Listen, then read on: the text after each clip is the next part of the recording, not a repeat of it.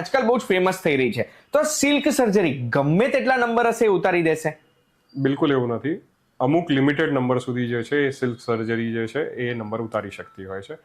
એના કરતાં વધારે જે ટ્રેડિશનલ લેસિક સર્જરી જે છે એમાં વધારે નંબર ઉતરતા હોય છે. પણ તો લેસિકમાં બી ઓછા નંબર હોય તો જ ઉતરશે ને? લેસિકમાં જે છે એ અમુક નંબર સુધી હોય કે જે 8 કે 9 નંબર, કે અમુક જે નવા મશીન છે એની અંદર લગભગ 10 નંબર સુધી પણ ઉતરી શકતા હોય છે. લેસિક સર્જરી કરાયા પછી રાત્રે બરોબર ના દેખાય ને? બધાને એવું પ્રોબ્લેમ નથી થતી હોતી, પણ વાત સાચી છે કે અમુક લોકોને જે છે એ રાતે ગ્લેર કે હેલોઝ જે છે એવી પ્રોબ્લેમ આવી શકે, એટલે સામેથી આવતી લાઇટ જે છે એ એની આજુબાજુમાં કુંડાળા જેવું એવું દેખાઈ શકતું હોય છે. શું લેસિક સર્જરી બહુ જ પેઇનફુલ હોય?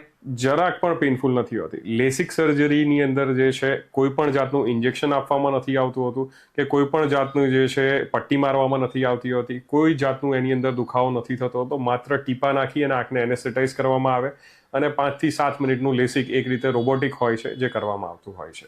લેસિક સર્જરી ખાલી યંગ લોકોમાં જ થાય ને? યંગ તમે કોને કહો છો એની વાત છે.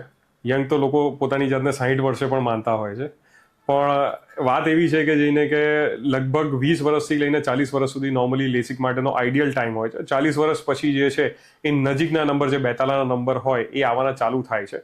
એટલે લેસિકથી દૂરના નંબર તો નીકળી જતા હોય છે, પણ નજીકના જે છે એ રહી જતા હોય છે. એના માટે પ્રેસ બાયોપિક લેસિક જે હોય છે ને એ કરાવવાની જરૂર પડતી હોય છે. પણ મેં તો સાંભળ્યું છે કે લેસિક સર્જરીથી બધાને ડ્રાય આઈસ થઈ જાય છે, એ વાત સાચી છે? બધાને નહીં, અમુક લોકોને ડ્રાય આઈ થઈ શકતી હોય છે જેમની લાઈફસ્ટાઈલ એવી છે કે જેમને સ્ક્રીનનો યુઝેજ વધારે છે, કે જે વસ્તુઓથી ડ્રાય આઈ વધારે થઈ રહી છે એ એના નજીક વધારે જાય છે, તો એ લોકોને પ્રોમિનન્ટલી ડ્રાય આઈ થવાના ચાન્સ વધારે હોય છે. પણ ડ્રાય આઈ થઈ જાય તો લાંબુ વિચારવાનું જ ના ને? પાણીની છાલક મારી દીધી તો ડ્રાય આઈ વેટ થઈ ગઈ ને? બિલકુલ એવું નથી.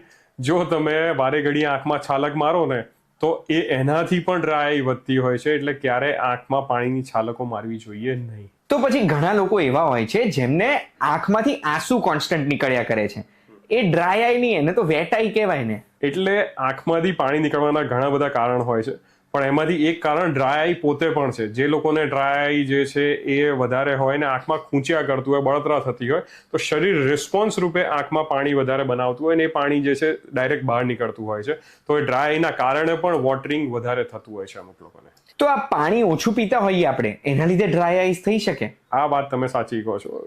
પાણી તો જે છે એ પીતા રહેવું જોઈએ સમયસર, અને એ પાણી ના પીવો, શરીરમાં પાણી જ નથી તો એ જે ગ્રંથિઓ પાણી બનાવે છે ત્યાં બી નહીં પહોંચે, અને ત્યાં નહીં પહોંચે તો ડ્રાય વધશે. સો પાણી તો પીતા રહેવું જોઈએ. પણ એક વખત ડ્રાય આઈસ થઈ ગઈ તો એના પછી આખી જિંદગી મારે ડ્રાય આઈસ સાથે જીવવું પડશે? બિલકુલ એવું જરૂરી નથી. અત્યારે ઘણી બધી લેટેસ્ટ ટ્રીટમેન્ટ્સ અવેલેબલ છે જેનાથી આપણે ડ્રાય આઈ પરમેનન્ટલી પણ દૂર કરી શકતા હોઈએ છીએ, પણ એ તો હું આટલામાં નહીં કહી શકું ને, એના માટે તો આખો એપિસોડ જોવો પડશે તમારે.